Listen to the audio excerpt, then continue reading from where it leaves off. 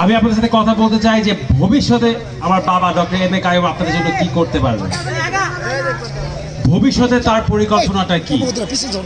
হ্যাঁ, আপনি বলতে পারেন যে আপনাদের জন্য কি করতে হবে, এটা আপনাদের সাথে কথাটা বললে আমরা কিভাবে বুঝবো। গত 1 মাস ধরে আমরা সেটাই করে আসতেছি।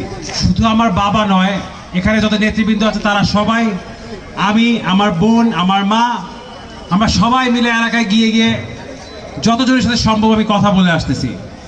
আপনাদের ভাটার এই এলাকার যত তরুণ সমাজ আছে তাদেরকে যতজনকে আমি পারি আমার সাথে নিয়ে নিয়ে আমি চলাফেরা করতেছি গত 1 মাস ধরে।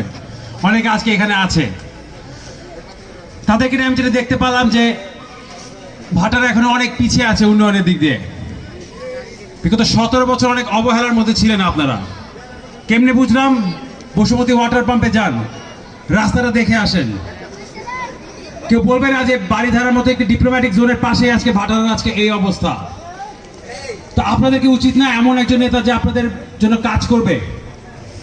অতীতে আতাউর চেয়ারম্যান আপনাদের জন্য কাজ করে আসছে, আমার বাবার সাথে উনি বহু বছর ধরে রাজনীতি করতেছে।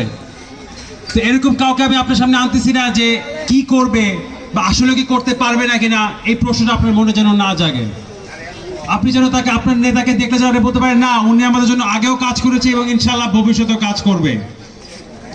সেই প্রতিশ্রুতি নিয়ে আমার বাবা এই আগামী 12ই ফেব্রুয়ারি নির্বাচনে ঢাকা বিএনপির মনোনীত ঢাকা 11 আসনের প্রার্থী, এবং আমি আশা করব যেন আপনারা আমাদের সাথে একসাথে যদি আমরা কাজ করি, আপনাদের প্রাপ্ত উন্নয়নটা আপনাদের কাছে আমরা পৌঁছে দিতে পারবো।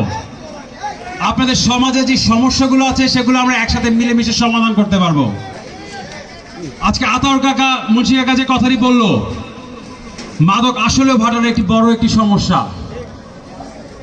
তরুণ সমাজের জন্য বিশাল বড় একটি সমস্যা।